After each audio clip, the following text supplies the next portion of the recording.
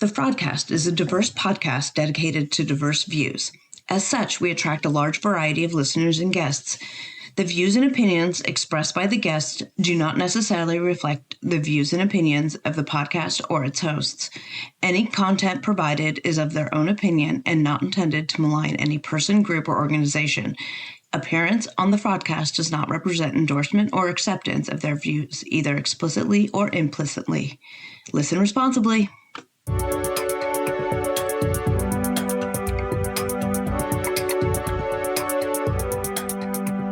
Look at this group. Holy shit. Look at this group of women. This is an amazing group of women right here. Danielle, I miss you. I know, I miss you. All So right. good to see you. Welcome to episode 200. Duh, duh, duh. Tonight, we have our normal staff of shenanigan makers of Katrina, Lexi, and Pastor Becca, our Doctor of God. But also joining us is the esteemed, the venerable, the amazing Queen Danielle Jbali from 90 Day Fiance fame. All hail the queen. All hail the queen. Yes. And okay, so Danielle is my favorite cast member ever. And she's my queen, right? And I've said she's my queen. She's always been my queen, and she will forever be. That will never change.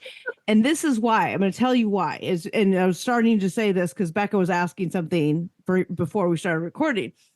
And so Danielle's seasons on the show were like, you were in the early seasons, and so where it was still real, it was still authentic, and you put yourself out there as like, not the TV stuff aside, just the dating stuff, right? You put yourself out there in a really vulnerable way. And that alone is like mad props, right? Like just doing that alone and then bringing him here and then deciding to do it on TV. Like all of that was really, really huge, right? And then everything that resulted, you know, it wasn't necessarily the most flattering times and situations, right? You know, you lost your job. There was, you know, this, that. We you know, thank God there was no recordable media when I was in college, because holy shit, you know, we don't want to see any of that stuff. And you had it all recorded for years because you did 90 Day Fiance, you did Happily Ever After, like 2 seasons of that. You've gone on to do The Single Life. You're doing Pillow Talk now. Right now, you just started Pillow Talk for this season of 90 Day. So very, very exciting. And so you went through all these things that weren't the best, right? That a lot of people would get like, they would want to curl up and ignore and cry and whatever, because the really unflattering things were being said about you. And what did you do with it? You were just like, whatever, it is what it is. You were so incredibly vulnerable. And when people would write to you, because that was in my heyday of, oh my God, I'm on Reddit and I'm seeing all these things. And people are like, I wrote to Danielle and she sent me this picture and she wrote this on it. She's amazing. And you made light out of it. You made jokes. People are like, oh, can you say this? All your famous sayings and this and that. They'd ask you to write it on the picture or to say it on a cameo. And you do all these things because you're just like, whatever. And I'd love to have you comment on this. But as an outsider, I watched it and I saw the way you handled it. And so it was just always like, oh, that's amazing. That's just a great way. Like, you are yourself. You're unapologetically yourself. You're unapologetically authentic. And I remember the very first time I interviewed you, I said, and the first time I met you in person, I was like, oh my God, you were literally exactly the same. That's amazing. And I think it's just fantastic. And that's not something I've seen since on almost any reality show. I can't think of, much less 90 Day, because it just went the polar opposite of that. So that is why and for those reasons, Turks, Danielle is my queen. So with that said, Danielle. Yes. Yes. Yes. Any commentary? Any thoughts? Well, I fangirl. It's hard to open up like that and have everyone think they know the whole story and stuff like that. And with everything that has happened, I've grown a lot over the years. Yes, you As have. the show has progressed. I mean, I even congratulated Muhammad on his new wife and baby. Right. And And that you was a guys are lot. like legitimate friends. I got to FaceTime him with you on your birthday last Yeah. year.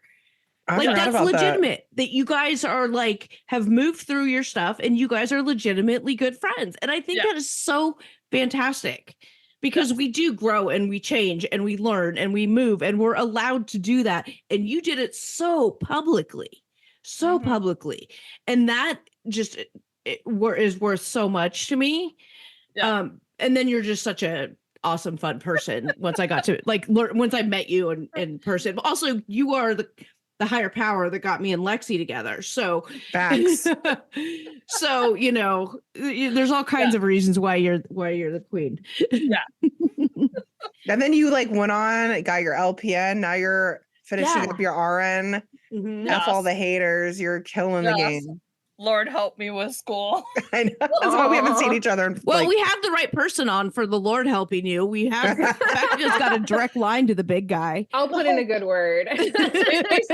we start 5-week classes and I'm already like over it and haven't even started.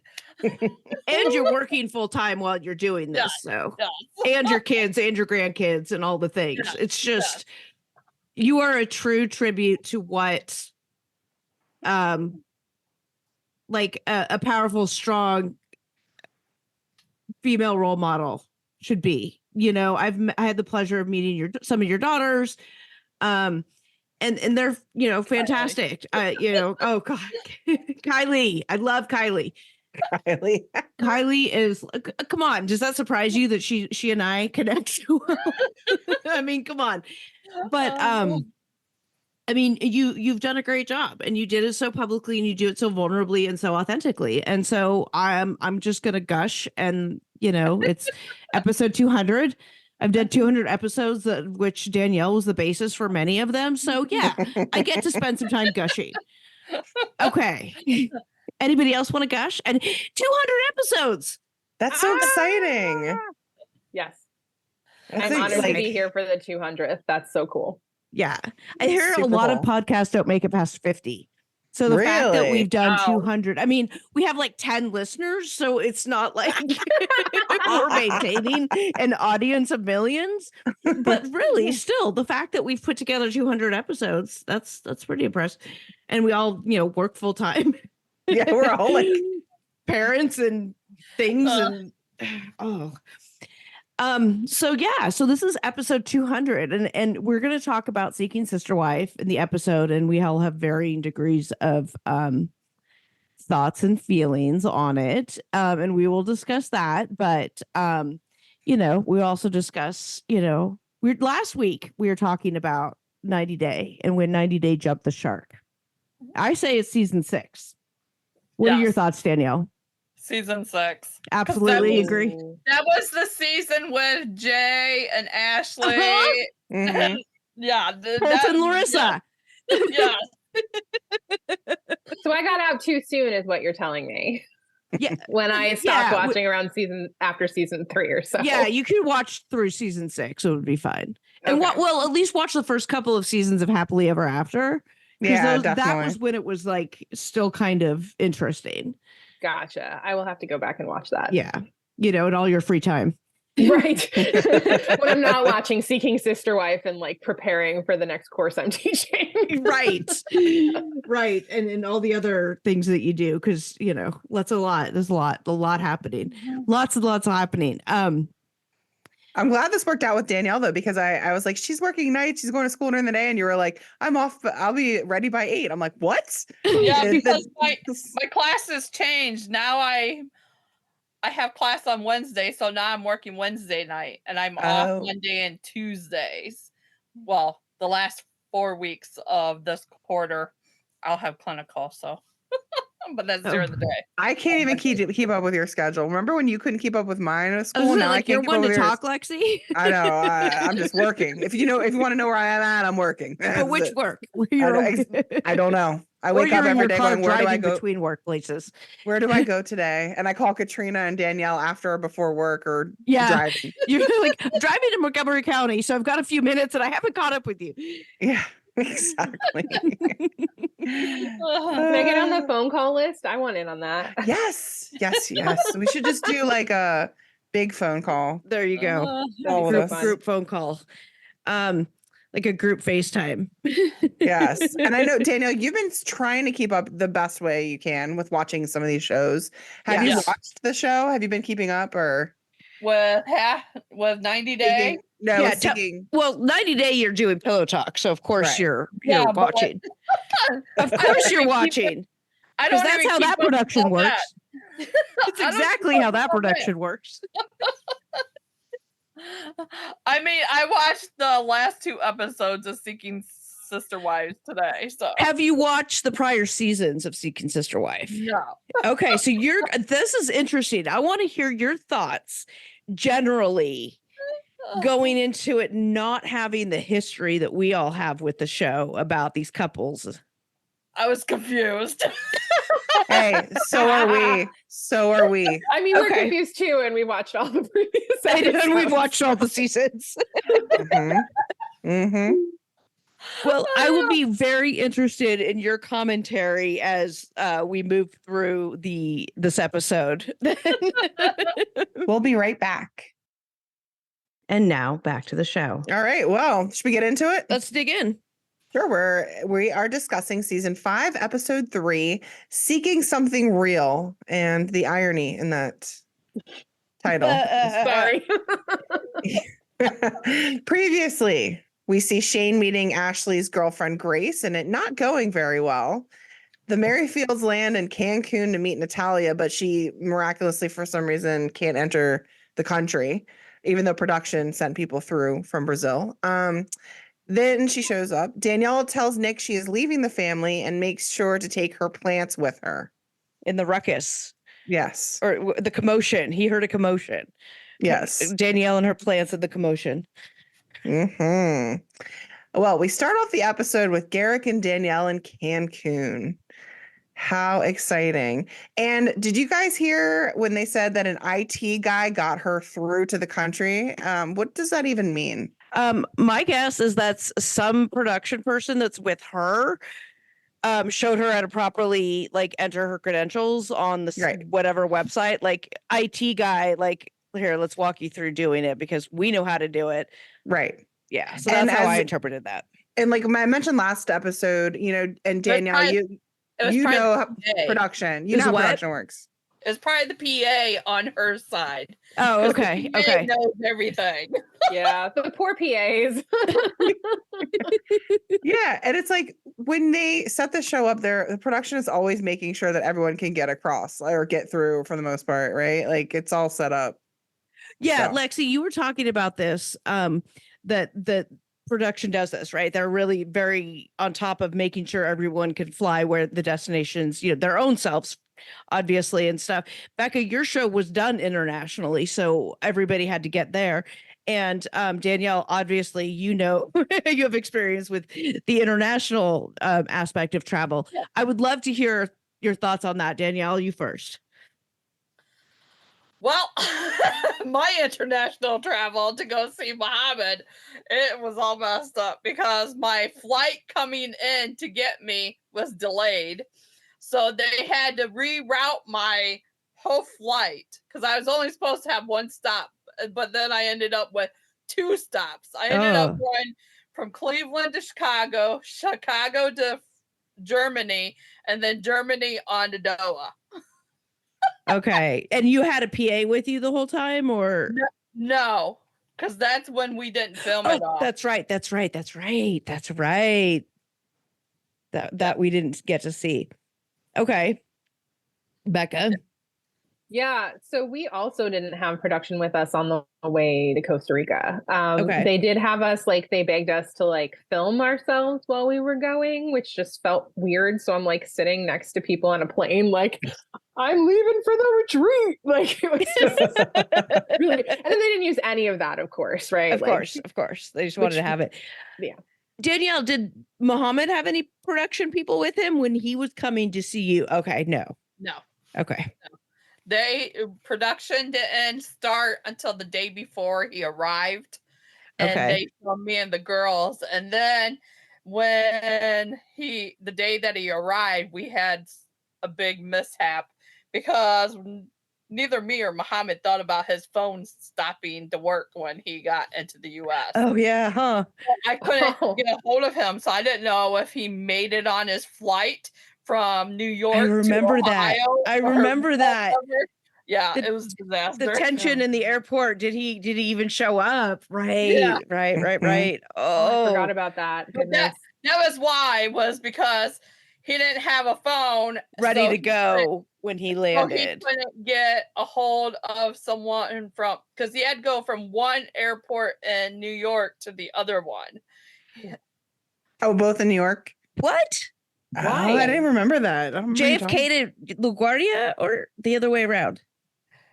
I think he landed in JFK and he had to go to LaGuardia. Why? To Ohio. Yeah. Oh, to go to Ohio. That Ew. ew. I'm just picturing how that would work. And he landed at like after midnight, he did. And so all he had was Tunisian money. So he couldn't even get his money exchanged. Well, Muhammad, that wasn't very smart of you. You should have brought American money. Don't they Oh. have the currency exchange at the airports? So he Come on, couldn't even get Muhammad. How dumb and currency stupid were you? exchange. Even at the New York airport, he couldn't get an exchange there because it was closed. Right. Oh, Gosh. But I don't tr- luckily, I don't travel internationally. I don't have this a problem.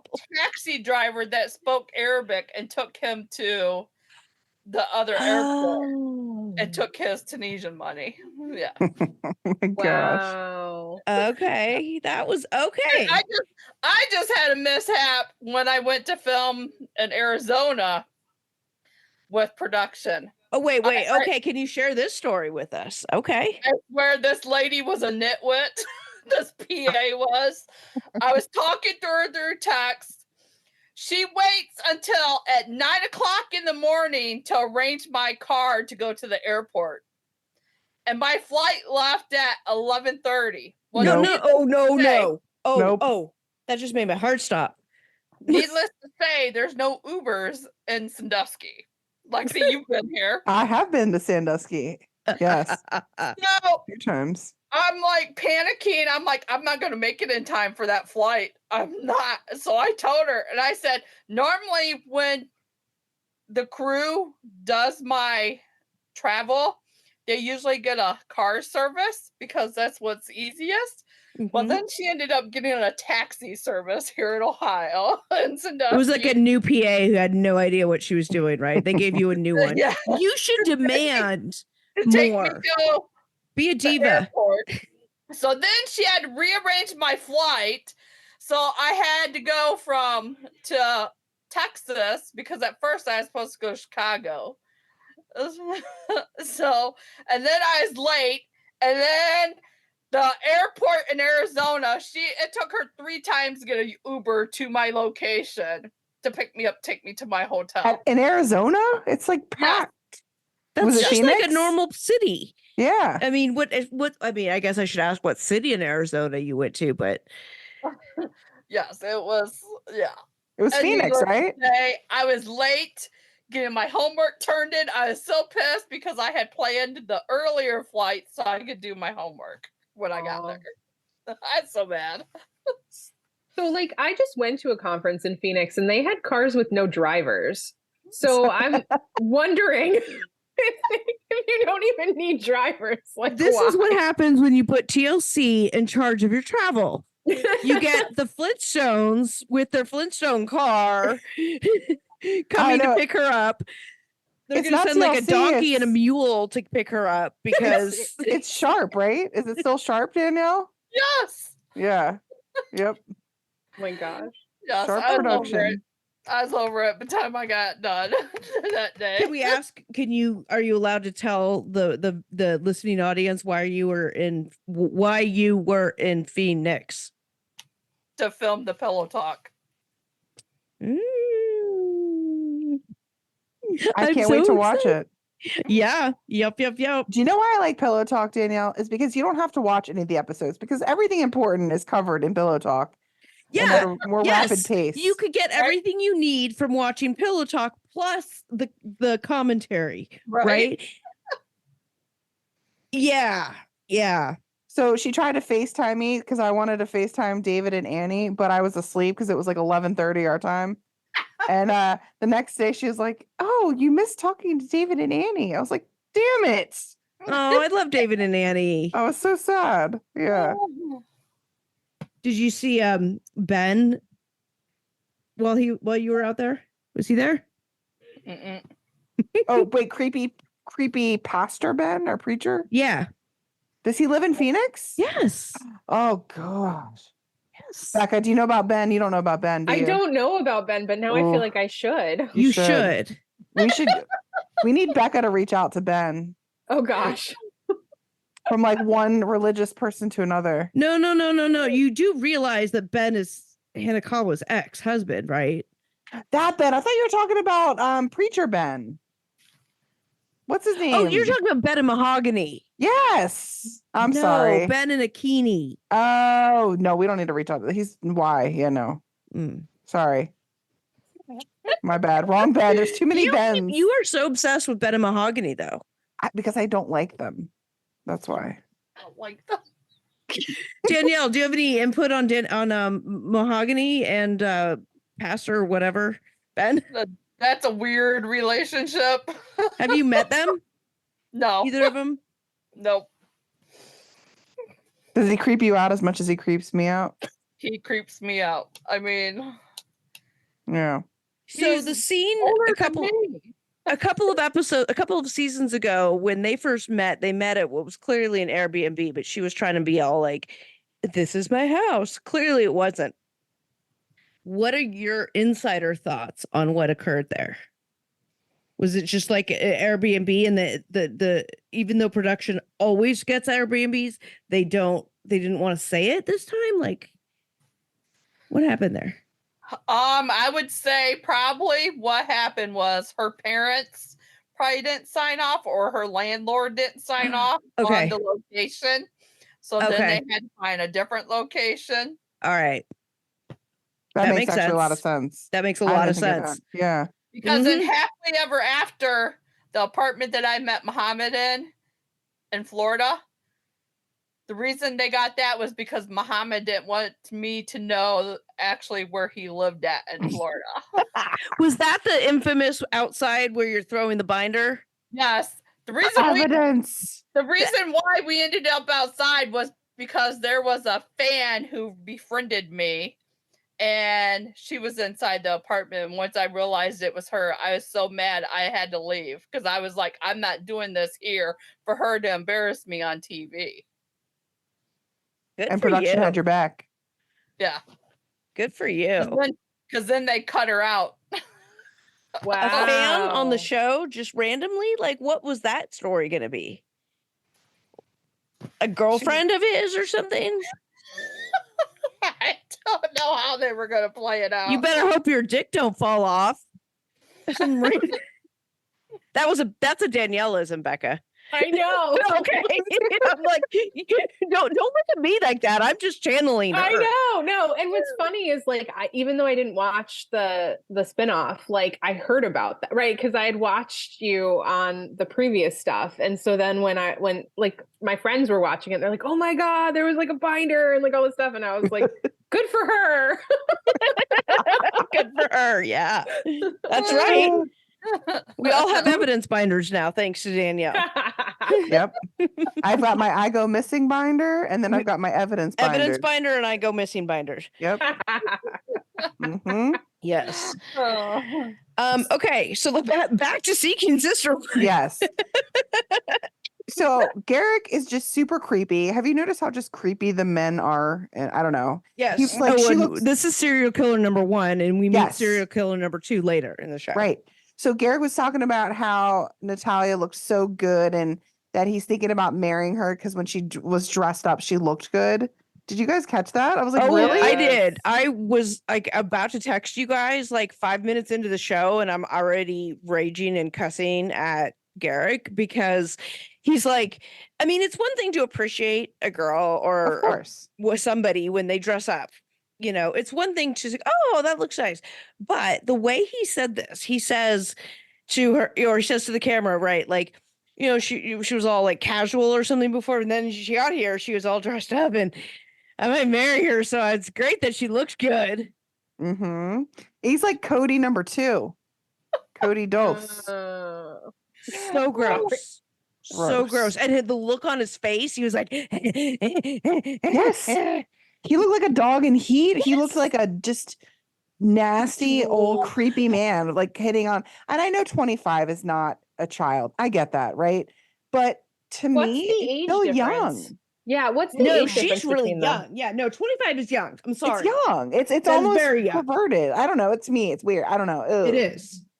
Especially how- considering all the other circumstances. Where's my phone? I'll look it up. How, Yeah, because he's like, I would think that he's they're got to be like mid late 40s. 30s. Yeah, like late 30s, early 40s is what I was going to put them Listen, at. But I'll be 39 next month. If he's my age, I'll be damned. I God. think he looks older than he is. Oh, really? I think so. Oh. I think he's like a hard, you know what I mean? Like Mm.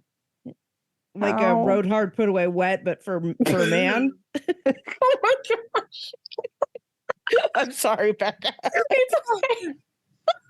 Your virgin ears, I know. Oh, I'm sure. I've never heard any of that before. Nope. Nope, never. Oh my gosh. He was born October 24th, 1983. Oh, okay. So he's a year older than I am. Oh, 'cause I'm turning God. 40 next month. He's 2 So- years older than me. Right. So he's 42. And Um, and this 41? girl is Like 41. 41. 25. Yes. Yeah, that's a big age difference. It's not like outside the realm of possibility age difference, but there's definitely an age difference there.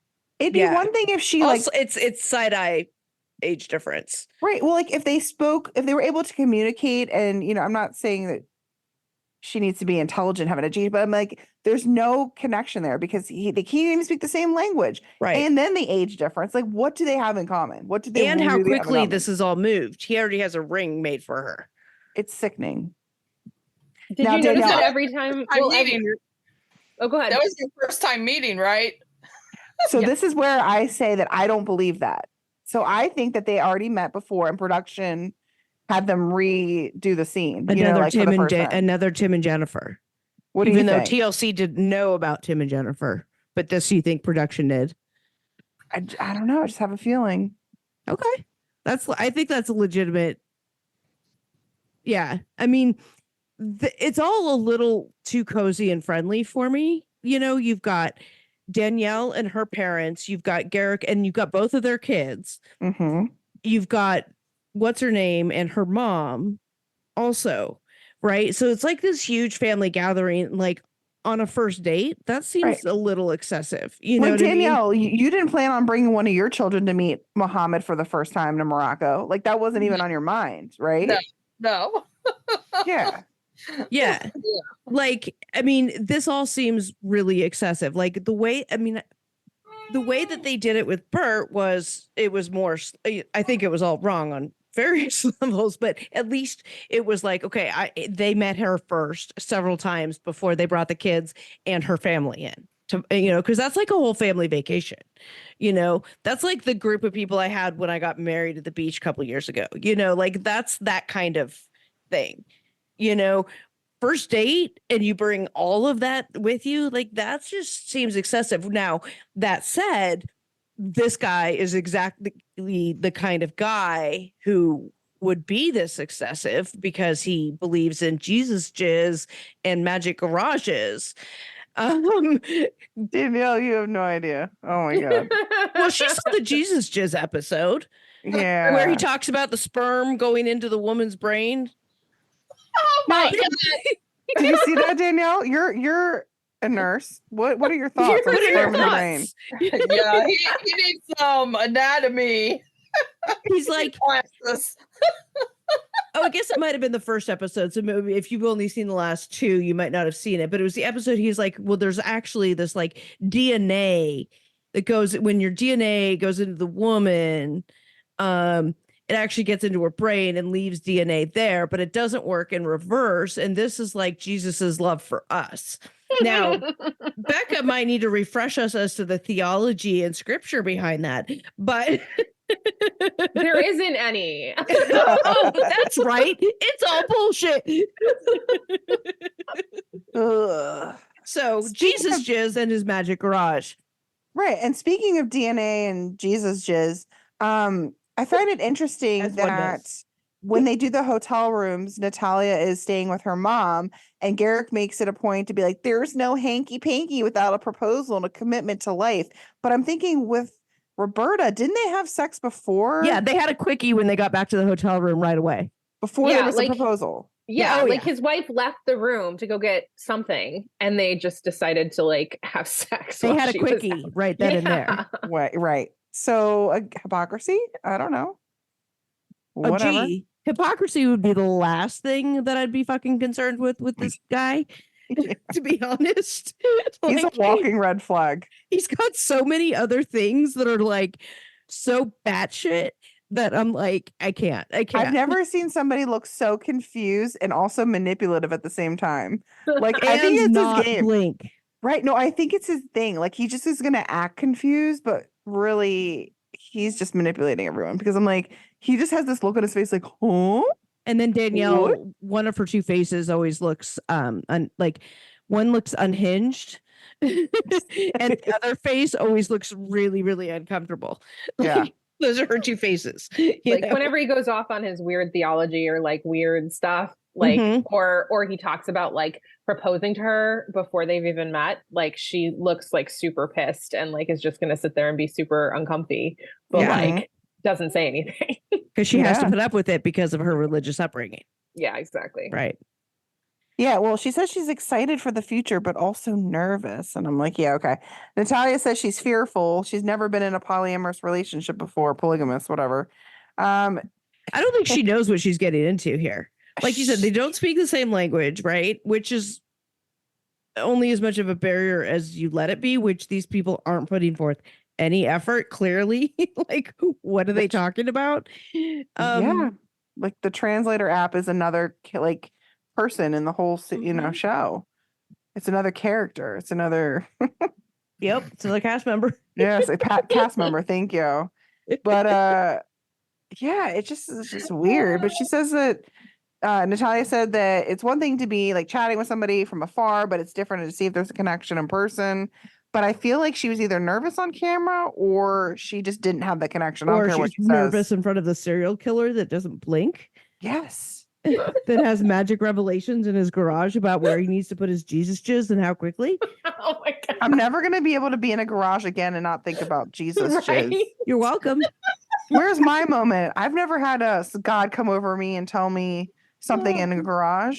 Okay, so when I come to visit y'all, we're gonna have a revival in a garage, and then you too can have the experience. Let's do it. Excellent. Excellent.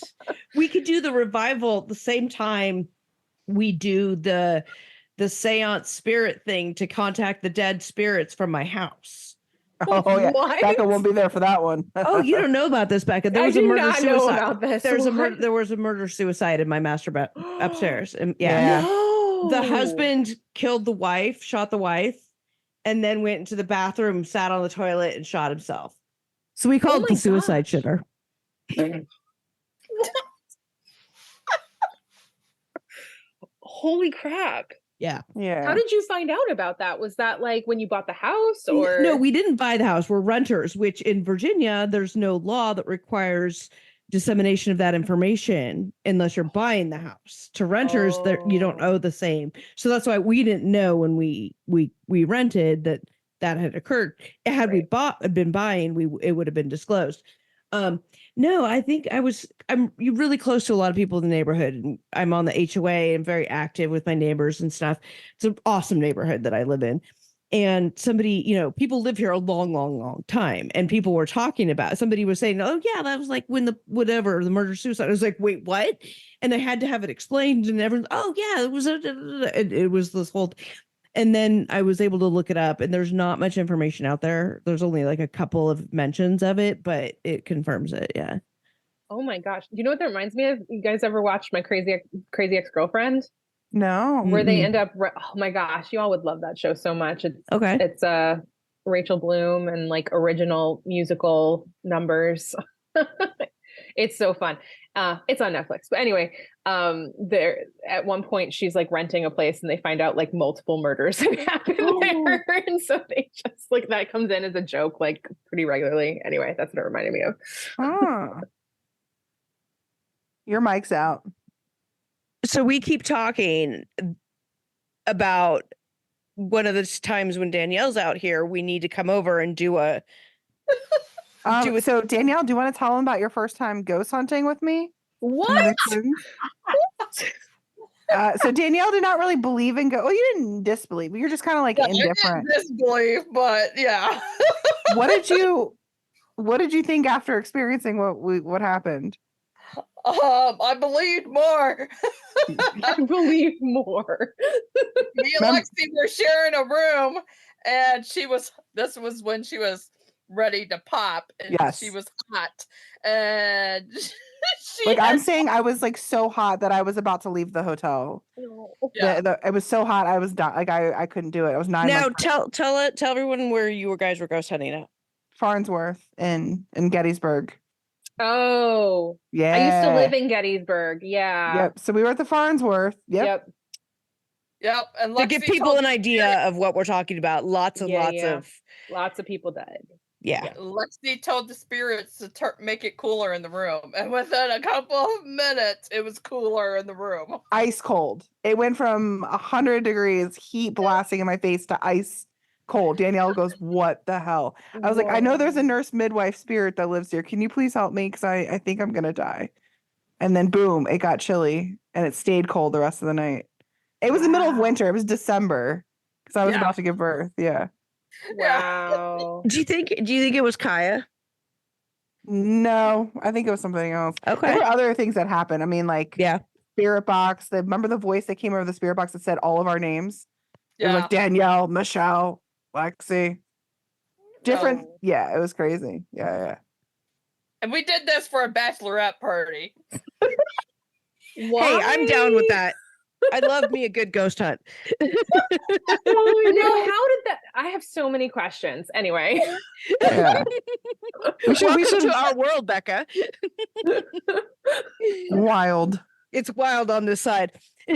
We only just like barely let you in before. We didn't want to scare you too much. Now we're just like, let all the crazy loose, like see it all. This is awesome. I'm learning so much. She's gonna put in her resignation letter. She's gonna be like, no more. And then at the very end of it, it's gonna say, I'll pray for you. I'll pray for your souls. No, I'm like, bring me down there. Let's do some weird stuff. Like, yes. Okay, well, let's get back to Seeking Sister Wife. Speaking of weird stuff, we're back to the Davis family. So yes, we are talking about weird stuff now. Now we're talking about Danielle Davis. Yeah, we know how much I dislike Nick. So Danielle agreed to speak to. There's a lot of Danielle's happening right now. Too much Danielle. Yeah. So Danielle, Nick's wife, girlfriend, decided to speak to producers after leaving the house. And she said she moved out because she wanted some time and space to figure out what she wanted to do, and that she loved the family, but she's okay. But she wanted to figure out if she was okay with everything that comes with it, because they want to find a new wife, and she's just not sure. And by moving out, she was able to not disrupt the flow of the household. So I get that with the kids and Nick sitting on his ass, twiddling his thumbs, and he's thinking. She didn't want to interrupt his thinking. Yes. Thinking deep thoughts. Yes. Right. She said she didn't say goodbye to Jen in April because she didn't want to break up. But whatever. What do you think about that whole scene? That was kind of a waste, I feel like. She's like, okay, yeah, and then whatever, blah, blah, blah. I have questions too, because like, not to like fast forward, but like, so they make this big deal about how she got a lease on an apartment, right? Like it was a title card. And then like it's like, oh, she moved back in. Yeah. And you're like, what? See, I think it's like the solar system. You know how the planets move, and Nick was talking about how maybe it was just like, I don't think she moved back in. I think if she actually got an apartment and moved out and did all that, like she's not moving back in because the producer said, oh, let's talk about this. Her issue about them dating too fast can be handled by having conversations with your spouses, right?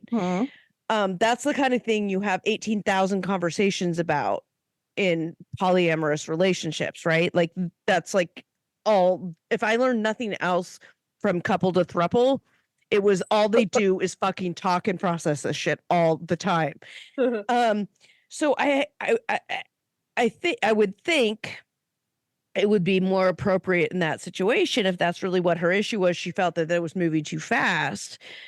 Because she's always known that they wanted to expand beyond her. So that's not new information. right. That's what I was going to say. But she's been in this relationship for 2 years. So logically, the only issue with the other people having somebody else in is the timing of it.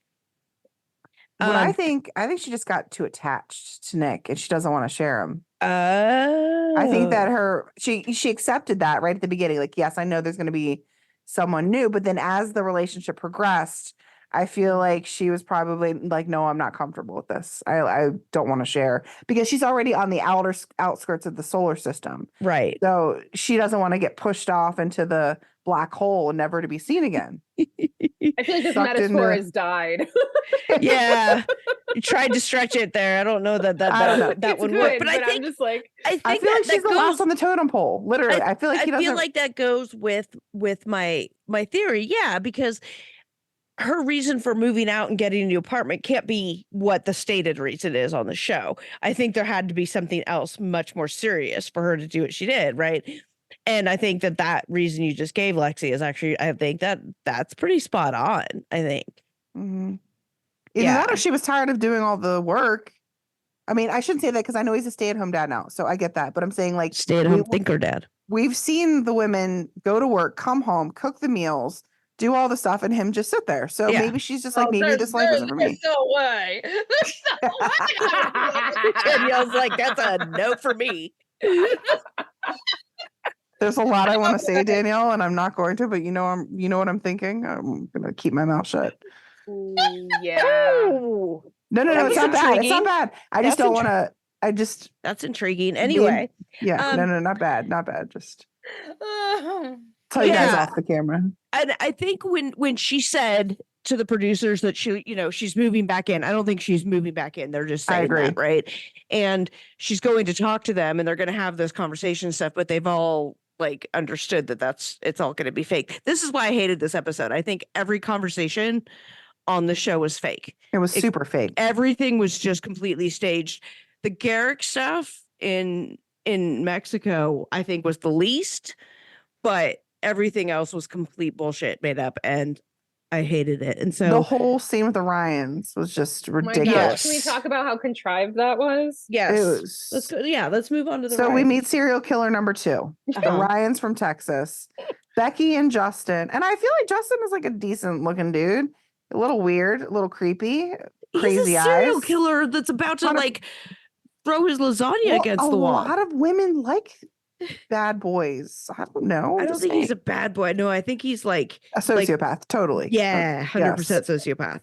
Potential wife beater. And let's talk about how creepy this was, because he was trying to defend the fact that he was saying that him and his wife, Becky, they met when they were young. They were teenagers and she was in high school. And he said she was in her early teens when she was hitting on him. But, it just, whatever, he made some excuse up. She was 16 when they got married. 16. So how young do you think she would be when he was like, no, that's off limits? I say 13. I hate to say that, but it's probably right. and he was probably 16 because he's 3 years older than her. So he was 19 when they married. And then, of course, he goes on to say, well, that's kind of normal, like in our area. Or she said that it's normal in our religion and area. I'm like, okay. Okay. I don't know about that. But then she goes on to say that her dad was the pastor of their church and he had many wives and he believed in polygamy. And that she was just a little upset that she didn't really see him that much, but she had such a good support system from everyone else, which is what we hear in every family until the truth really comes out. Let's gloss over all the actual issues. Was this when she was saying that they combed through the literature to find things to justify the way she said it? Yeah. The choice of words. She basically, like, the translation is they basically proof text, proof text in scripture. Becca, So, like, I really, really want to hear your thoughts on this whole opening sequence with these people. Yeah. So it's interesting because, like, I tried to, like, do some research around, like, what part of religion are they from? Like, I'm assuming some sort of Christian because they said pastor, but that doesn't necessarily mean anything. Mhm. But, like, I couldn't find anything. Like, I spent like a good 20 to 30 minutes searching around. I couldn't find what their background is, which is interesting because they often make a bigger deal about religious stuff on the show. Yeah. And they just sort of got, like, there was those few sentences about it and, like, oh, like, my dad was the pastor of the church and, like, he looked at scripture and found all these, like, Bible verses to tell him that it was okay, I think is what she said. And I'm like, so basically he took stuff out of context and, like, cherry picked, right? Right, She just cherry pick information. Like, you called it proof texting? Yeah, proof texting. So that's basically a term for, like, lifting a scripture passage out of context and, like, using it to justify stuff, basically. Like Jesus juice. Sure. Jesus I mean, juice. Jesus In the juice brain. is not in the Bible, Jesus but if it were, if it were. but, like, I was just very confused by that whole opening sequence because I was like, okay, like, where in Texas is there, like, a Christian pastor hanging around with a bunch of wives? And, like, clearly there's other people in that congregation doing the same thing and they're marrying kids off, right? And so, like, obviously that's a thing. So I'm just very confused. Like, I want to know more and I cannot find anything to save my life. And when they talk about the woman, she probably is a girl, the woman that they were dating for 9 months, Stephanie, they blurred her out. So obviously she didn't want to be on TV, but from what I could see, right, she looked like she could have been younger. I don't know. I had the vibe that she was younger than them. And then she ghosted them, I guess, after some time. That's funny. Yeah. They were like, well, I wish that the best case scenario would be Stephanie to come back. And I guess, yeah, she was deciding if she wanted in or out or whatever. And I'm like, okay, well, clearly she's not ready to commit to you. So why do you want that person in your life? Right. Yeah. That's me. And if you believe in polygamy so much, why are you waiting till you have 6 kids and you're in your 40s? All of a sudden now? That was my question. I'm like, they've been married for 25 years. So, like, why are they now like, oh, let's do this thing? Like, what? It doesn't make sense to me. The Fraudcast will be right back. Hey, Fraudcasters. I'm here to talk about Factor Meals again. Yes, I love my Factor Meals. That's factormeals.com/Fraudcast50. Get started on your resolutions with Factor so you are ready for the new year. Factor's ready-to-eat meal delivery takes the stress out of meal planning and sets you up for success in the new year. Skip the grocery stores, the prep work, the cooking fatigue, all of that nonsense. Instead, get chef-crafted, dietitian-approved meals delivered right to your door with over 35 meals to choose from per week, including options like keto, calorie smart, vegan and veggie, and so much more. You'll have a ton of nutritious and flavorful options to kickstart your resolutions. Not only does Factor offer fast, simple solutions for when I'm too busy to cook and frankly just don't want to cook, they also help me stay on top of my goals. With their offerings like Protein Plus and Keto, I can stay on track. This is definitely going to come in handy for my New Year goals, and they can help you too. Factor has everything I need for a week of flavorful, completely nutritious eats. In addition to the ready-to-eat meals, they have cold-pressed juices, smoothies, energy bites, extra protein, which is what I love, veggie sides, and way more to keep me energized during this kind of a frantic time. Head to factormeals.com/fraudcast50 and use code fraudcast50 to get 50% off. That's code fraudcast50 at factormeals.com/fraudcast50 to get 50% off. Hey, fraudcasters. You know, I used to find bras to be so uncomfortable and constricting. They were the first thing to take off when I got home. But Skims has changed all that. You guys know I love my Skims Fits Everybody t-shirt bras. I own them in just about every shade now. I wear them every single day when I leave the house, and they are completely worth the hype for the amazing shape and support they give.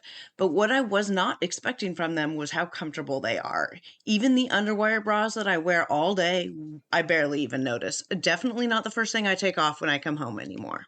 Y'all, I'm a 36 double D, and I've had a reduction, and I've gone up and down and lost weight and gained weight and all the things. And the Fits Everybody t-shirt bra, I swear, fits me the best. I finally found a t-shirt bra that I can wear, but not only that, it is the best bra that I own. It holds the girls in so well, and let me just say, Hetero Life Mate really appreciates these bras too. Shop Skims bras at skims.com, now available in 62 sizes, from a 30A to a 46H. Plus, get free shipping on orders over $75. And if you haven't yet, please be sure to let them know that we sent you. After you place your order, select podcast in the survey and select our show, The Fraudcast, in the drop-down menu that follows.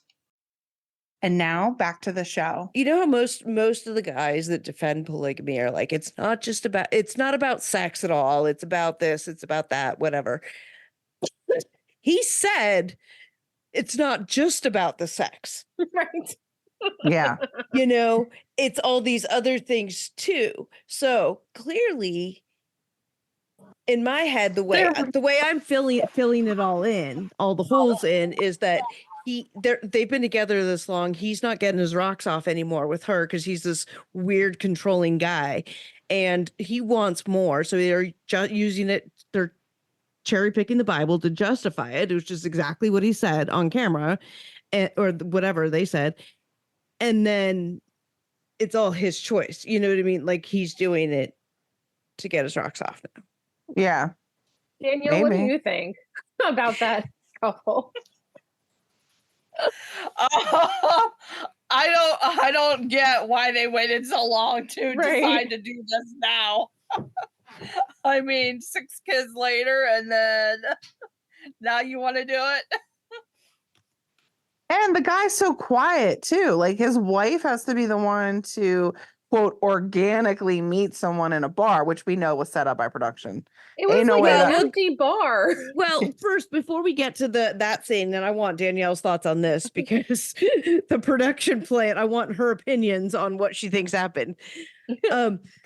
But initially, so they're sitting down, and this is their introduction.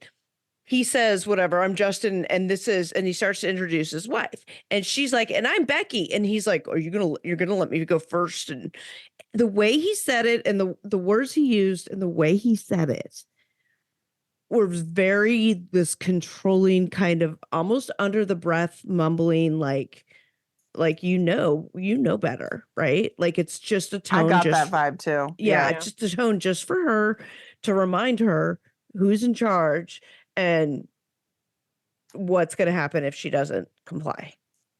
Like, that's that.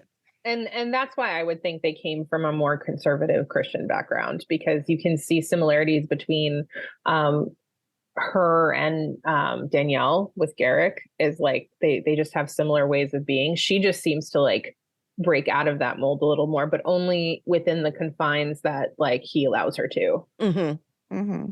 Right. Yeah. He makes her go and organically meet someone because, you know, he's shy or whatever, but it's really his way of, if I give her this, she'll think she's got some kind of autonomy in it. Totally. Can we talk about how she approached the woman? Super awkward.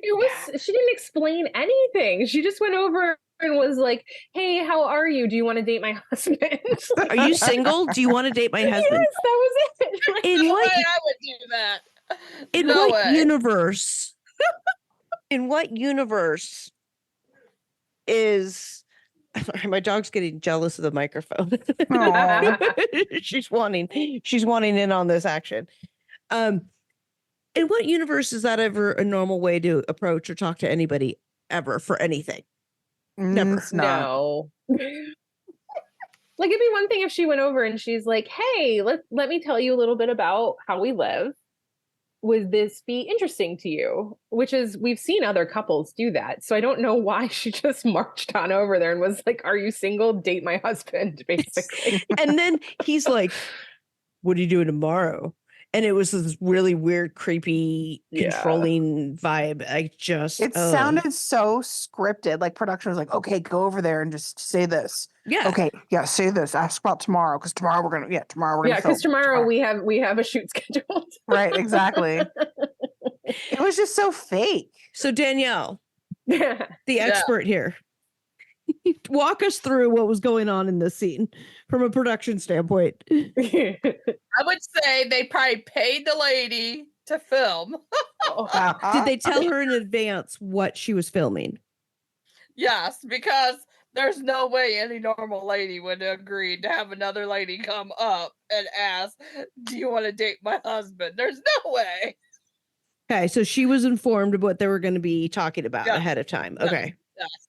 That's my theory. Because in the first season, the bar scene where Muhammad was playing pool at and the lady comes up to him, they paid that lady to come up to him. Wow. Yep. Gotta love reality See, and TV. that's why I think in the other couple, that woman, Grace, we'll call her Grace, the makeup artist, universe channeler, / life coach / entrepreneur therapist, vegan, gluten-free, dairy-free, Grace. That's why I think she exactly what Danielle just said. I think production paid her to do that thing, and that's why it was set up the way it is, and that's why it's just so awkward because none of it is real, and they're all terrible actors. Yeah. Yes. I remember when we were in Ocean City filming The Single Life, and production was like telling people that were asking what we were filming, just telling them it was a commercial.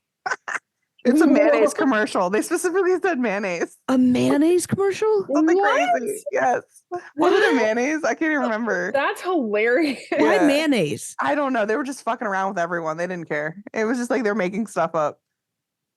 Yeah.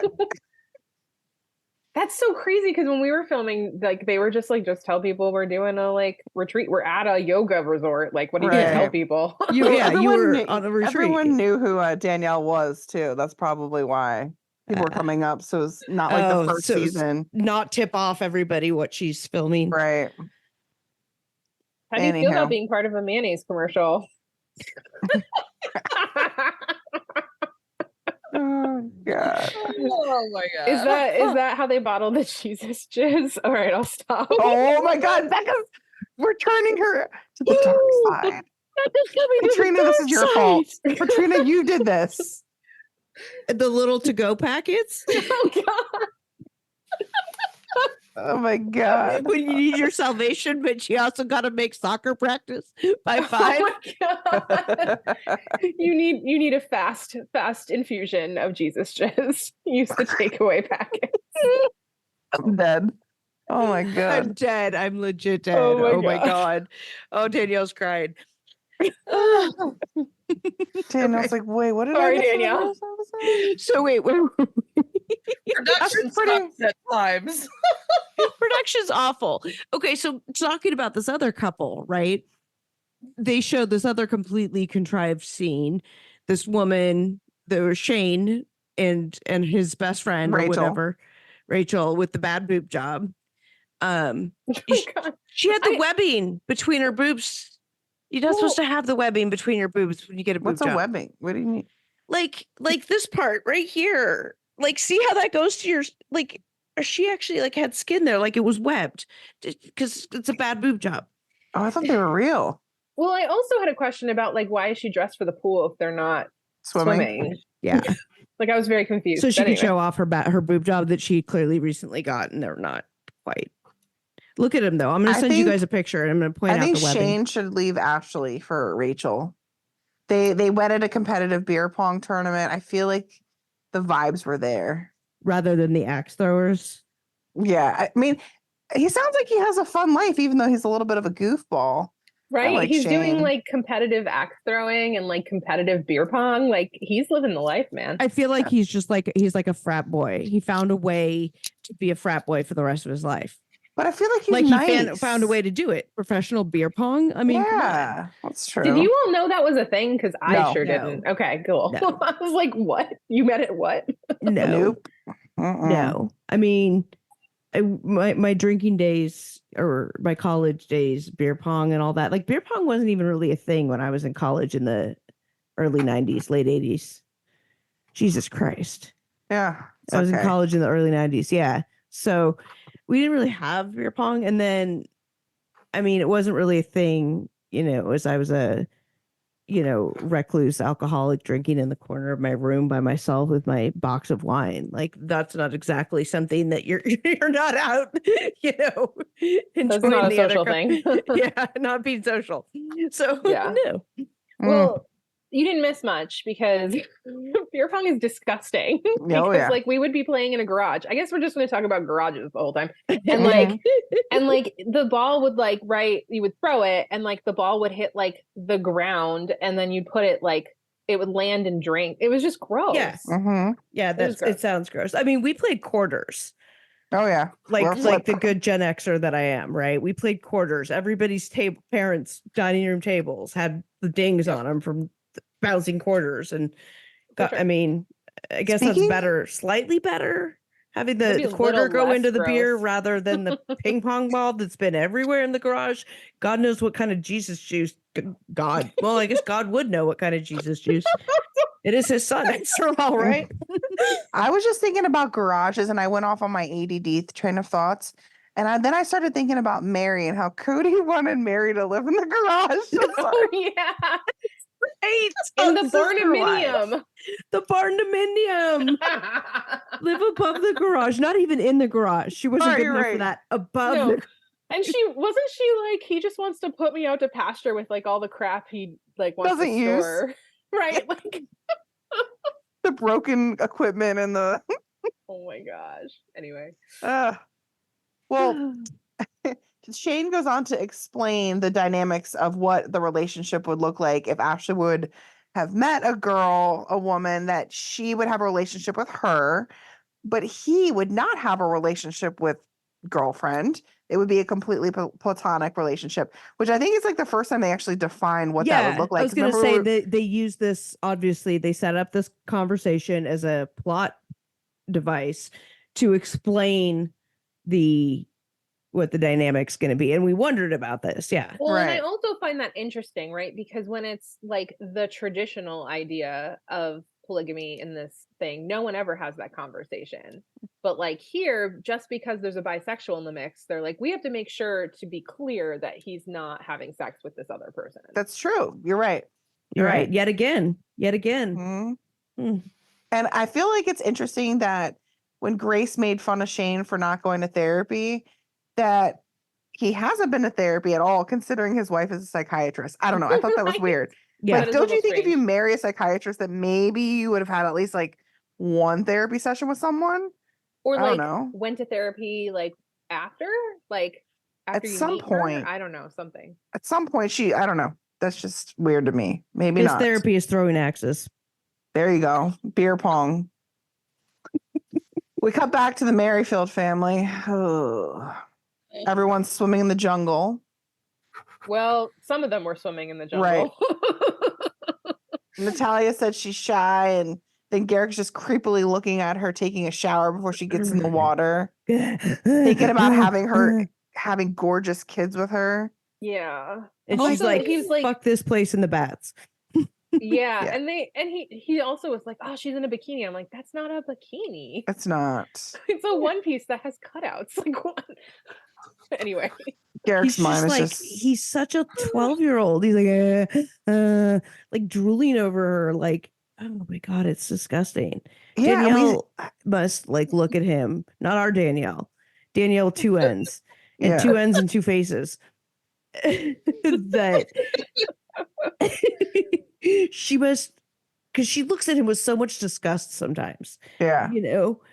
That she's stuck in this, like, I have to do it. I have to be here. I have to be in this. And if you could explain a little bit, Becca, about why she feels like she has to stay. Because I think people don't, like, I didn't get it. I think other people don't get it either, because I saw a lot of comments on social media this week talking about that specifically. Can you give us a little insight into that and explain it? Yeah, it's interesting because this came up when I was reading Jill Duggar's book Mhm. about how she was talking about, right, this idea from the Institute for Biblical Life Principles, IBLP. They Mhm. had this big like umbrella of authority where the big umbrella was like God, and then there's like all these other little umbrellas where you're under the authority of the umbrella you're under in the Right. diagram. And so for the ladies, they are under right, they're under their husband's authority. So like you are trained from birth literally in this high control religion that like if you step outside that umbrella of protection, like bad things are going to happen to you. Like you are no longer under God's blessing and you are screwed, basically. They would never say it that way. I just do. But like It's your interpretation. right, yeah, that's just my words. But like she says multiple times in the book how like because like she was still under the umbrella of protection from her father, right? Jim Bob, that like that's kind of messed up that she not like even when she gets married, like it's still messed up that she's under the like authority of her husband, but then she's still under the authority of her dad too. Like it doesn't go away. And so she It kept doesn't transfer from dad to husband. It just adds another layer. Right. It just adds more men that have power over you. And so she like God, when you put it that way. yeah. And so like that's why like when Jim Bob was doing questionable things, like she didn't feel like she could say anything because from birth she was taught like you can't step away from that umbrella or like get smited. I don't know. Right. All the things that they believe. Yeah. So I'm not necessarily saying that they have those teachings in their heads, or maybe they do. I don't know because I don't know. Because we don't know specifically what their conservative religious background is, but they probably have some version of that. And so it's been ingrained in her. I don't know if she's been in the faith since birth, but definitely ingrained in her for many years. And so she cannot step outside of that. Right. So she sits there and looks like disgusted at her husband, super uncomfortable, and has to somehow make herself okay with the choices he's making regarding where and when he's putting his Jesus jizz to work. Yeah. And to be fair, like I was actually really surprised that in a separate interview, like she actually said, like, I think this is moving too fast. And I was like, wow, like good for her. But notice she didn't do it in front of him. And notice that it's not changing her behavior. Right. Like she's still going with whatever he wants because that's what she's been trained to do. Right. And that's what I think I it's stuff like that was confusing me, because I'm like, if you think this, then why aren't you saying it? And that's why I wanted you to sort of go into this a little bit to help sort of explain some of the context around why they stay in those situations. I mean, any of us on the screen, we're all like, no, we're not going to put up with this, and we feel like we can get out, but like out from under it, or that whatever. But we were raised with a completely different mindset than they were. So of course because we weren't raised in that, of course we're going to say, oh yeah, just get out. It's not. That's not easy. That's one of the reasons I had the conversation with Muhammad, because he's Islam background. Right. And when I started digging into that, I realized that they could have more than one wife. And I made sure that he wasn't going to take more than one wife, where he's from, Tunisia, they can only have one wife. Tunisia is one of the few countries where they can only have one wife. Interesting. Do we know why that is? I'm not sure why that is, but I just know that Tunisia, they can only have one wife. Interesting. Huh. Because he would have had to show papers when he got married to this new wife that he was divorced for me. Oh. Interesting. Got it. Okay. Interesting. Yeah. I was going to ask you about that. So, because he is Muslim and and follows the Islamic tenets, Even though we didn't see the Muslim couple in this episode at all. Oh, you're right. We didn't. we didn't, because they introduced the new couple. Yeah. Which is Yeah, they interesting. must not have a good storyline. Because remember the last time we saw them, they were just sitting around a table. They didn't do There's anything. something Still. weird that is happening here because with what couples. Remember we were talking about how sometimes in production when they're going to phase somebody out or whatever, or maybe they'll front load this or they'll have to stretch it out because they actually dropped a couple that we didn't know that was even in existence. Sometimes they have to move things Oh around. yeah. It really feels like something like that is going on with this. But it's slow moving. This episode was so bad. Yeah. So bad. And I was like, they're really stretching to fill episodes here, and either the production changed and they're saying, oh, production value doesn't matter anymore, we're just gonna go fake, the more fake, or they're gonna take the 90-day route and go the more fake, it doesn't matter, right? Or not, you know what I mean? Yeah. And the Yep. pacing just felt weird too. It usually moves much faster than this episode. Literally the Ryans fake hitting on a plant in an empty bar was Fake hitting on a plant. right? It was it was a quarter of the episode. Yeah. It's they're stretching to fill time, and it just feels so weird and icky. And that's why I hated this episode. It felt, what also felt weird and icky to me was Danielle meeting Natalia, because that shit was awkward. Yeah. I felt like the weird vibes. I don't know. It just didn't feel. It just was especially when weird. they juxtaposed it against the meeting when she met Bert, which was Right. clearly they had a connection. Well, that's what happens when you talk to somebody for a long time before you go and meet them in Cancun and all that other jazz. I'm just getting really bad vibes from this Natalia chick. I don't know. Well, I feel like she's manipulated a lot. She has probably no idea what she's really, it's not it doesn't feel like an organic relationship where they're genuinely considering. No, she was an Instagram follower or something. Did you hear how they met? Yeah, it was on social media. Yeah. He slid into her DMs. And it's Yeah. probably hey, I'll give you a lot of money if you marry me and come to, you can come to the United States. He did all that icky passport bro shit that happens, where, oh, I'll give you money. I'll pay for this. I'll pay for that. I'll be your sugar your daddy. Da, da, da, da, I'll get you to the United States. You just have to agree to this unconventional relationship. And she probably has absolutely no idea any of the rest of it because she is vulnerable. She doesn't speak the language. Right. If she comes from the same really vulnerable population that clearly Bert came from, where is he drawing these women from? What population?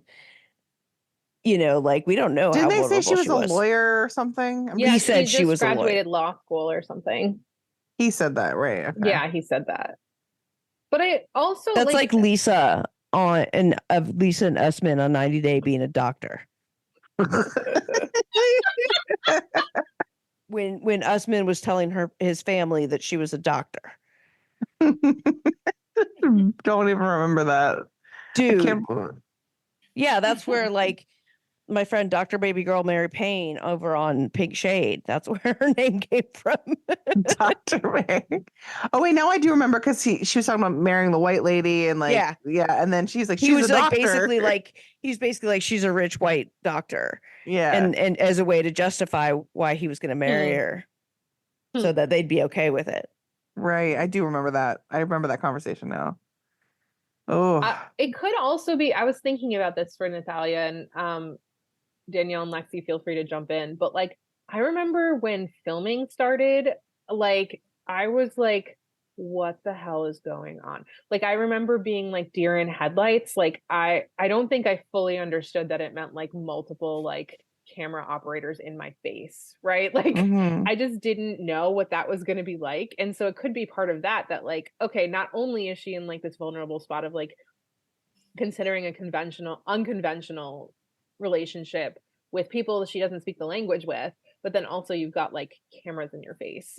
That's true. No, I agree with you on that. It's very intimidating. Yes. Until you get used to it. Yeah, then it's like they're not there at all, which is terrifying. But Yeah. Then when you get used to it, you'll let the audio guy put Oh Oh, God. yeah. on Microphones. your wall, and you'll do it wherever.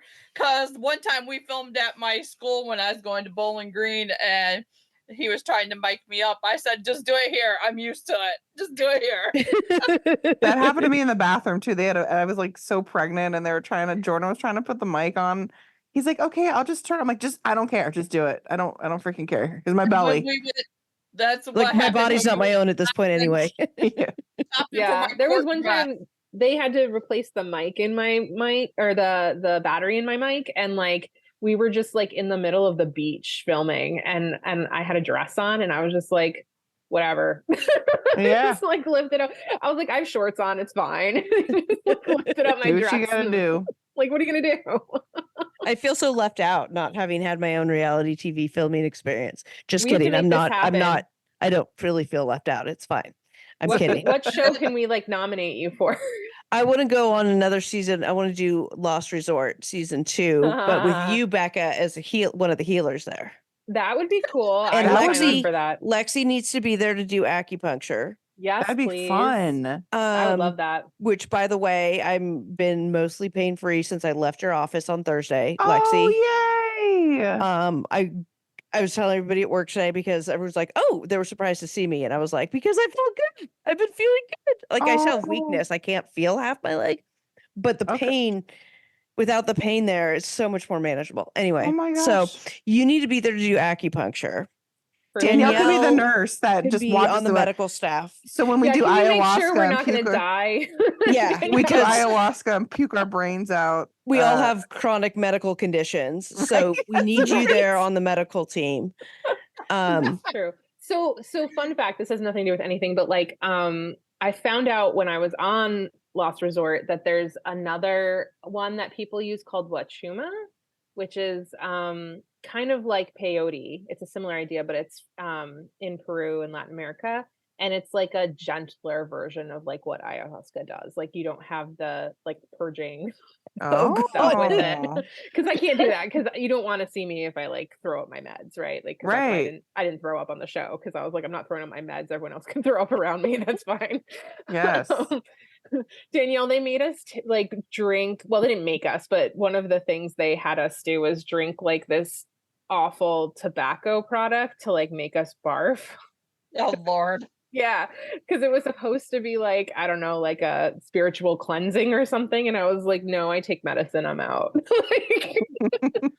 No, thank you. Right. You did the sweat lodge for a little bit though, didn't you? I did 2 of the 4 rounds.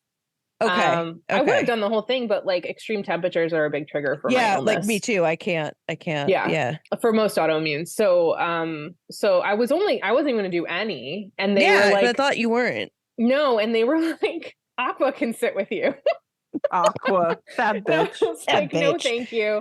And so, but I got there, and when they were explaining it, they were like, we actually made the first round not as hot because we know there's some people here who have like temperature issues. And I was like, well, if you did it for me, like I'll go in. So I went in for the first round and it was fine. And then I wasn't going to stay for the second round, but I was like, yeah, why not? It wasn't too bad.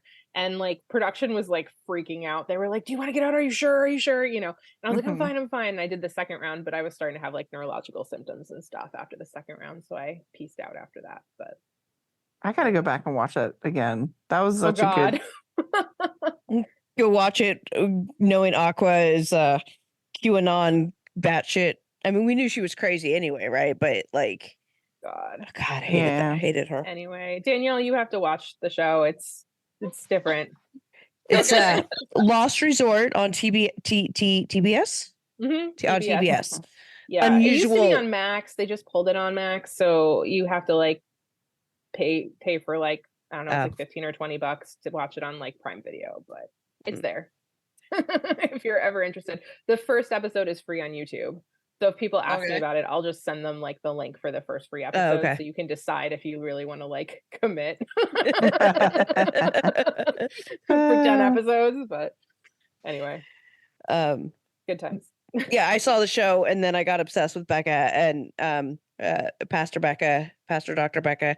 And I got obsessed with her and started following her on like Instagram and stuff, and then like fangirling and talking to her. So much like I met you, I met Becca then too. I'm sensing a pattern, actually. I know. Maybe there's a restraining order. I don't know. I'm just kidding. Oh, All right. Well, then we're moving on to the Sherwood family.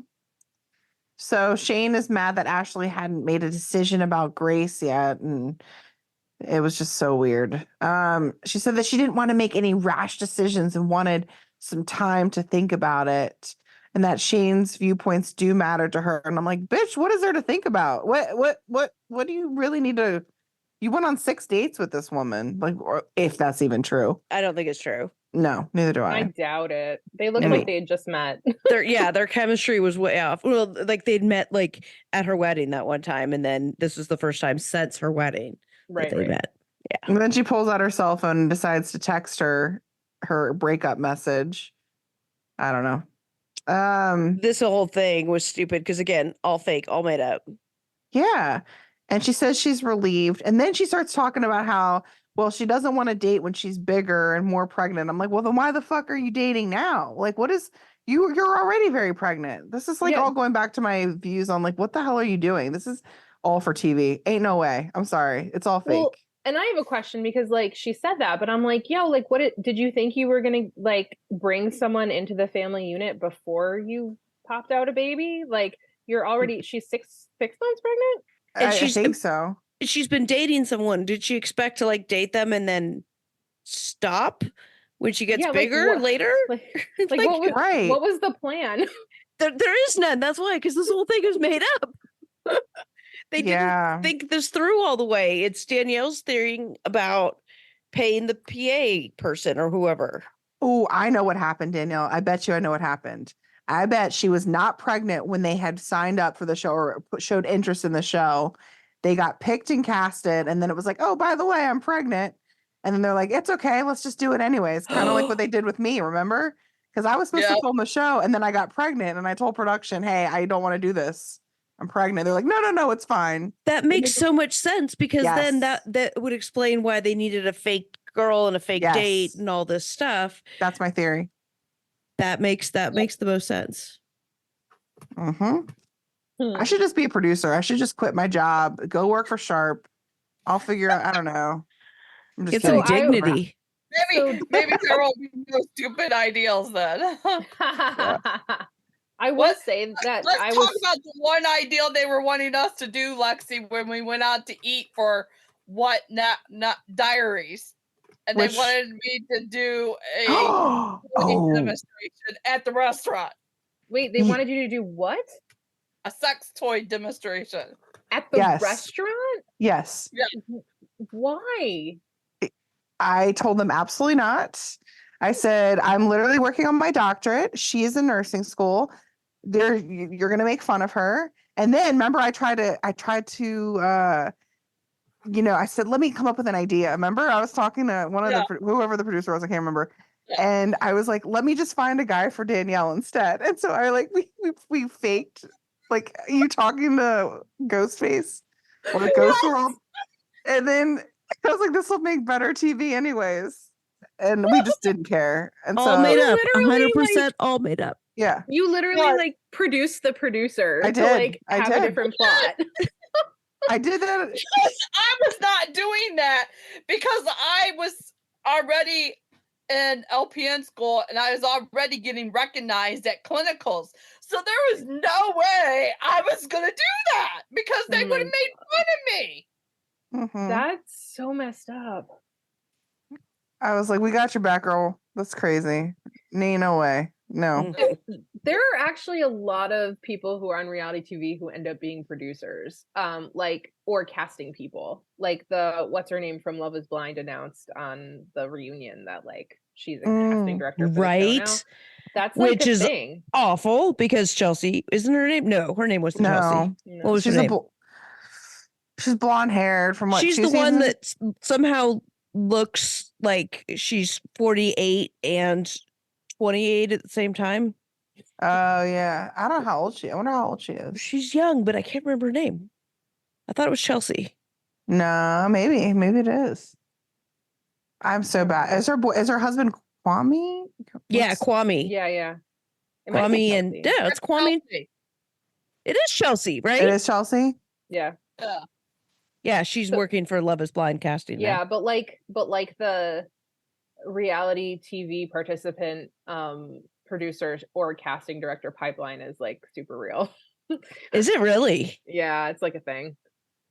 Oh, I didn't even know that. That's fascinating.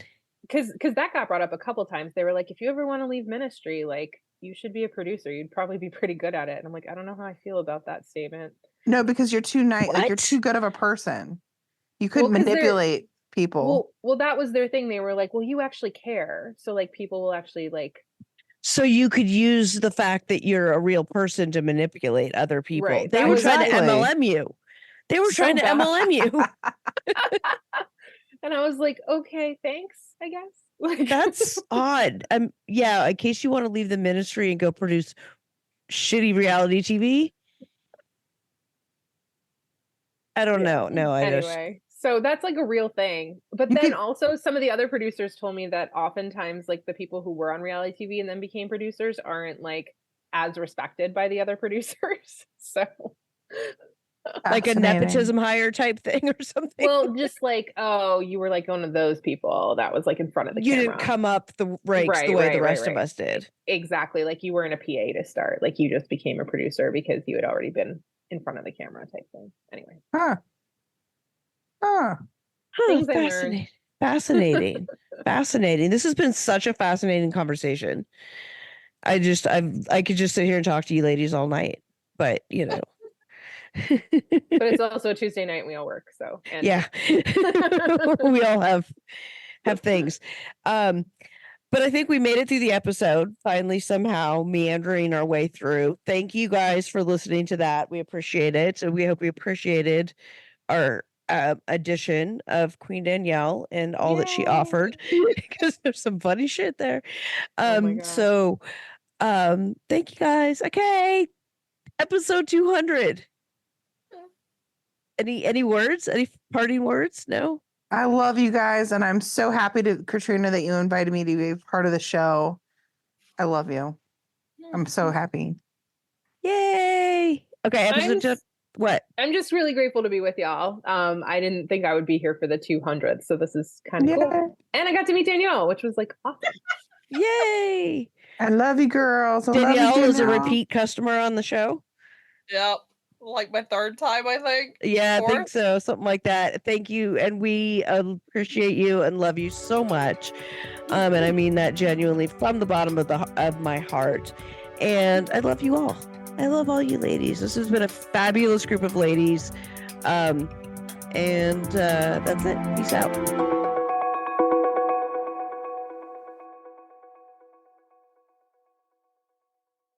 Hey, fraudcasters. You know, I used to find bras to be so uncomfortable and constricting. They were the first thing to take off when I got home. But Skims has changed all that. You guys know I love my Skims Fits Everybody t-shirt bras. I own them in just about every shade now. I wear them every single day when I leave the house. And they are completely worth the hype for the amazing shape and support they give. But what I was not expecting from them was how comfortable they are.